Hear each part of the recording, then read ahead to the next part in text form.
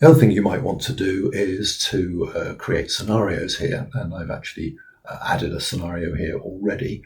We create a scenario with the Add Scenario button, and then you can change its name and you can change its color. The second scenario is hidden, as shown by the line through the pink eye there. I can reveal that scenario. So we're still working in the base case, but we're looking at the scenario alongside the base case. In order to change this scenario, you click on its name, and you can see that 3 items here have been highlighted, and that says in this scenario, these items have been changed. How have they been changed?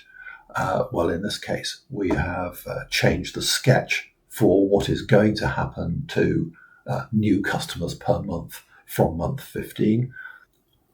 Maybe I do a big marketing campaign and get a lot more customers. And every time you make a change of that kind, the model updates to show the difference it would make. So undo that. You can't add or edit any of the items in the scenario. The only thing you can do when in a scenario is change the formula or the sketch.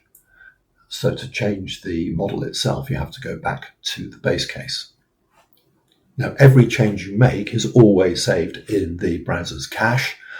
In order to permanently save this, you need to hit the Save Changes button, and that will save the changes you've made up to your Silico account in the cloud.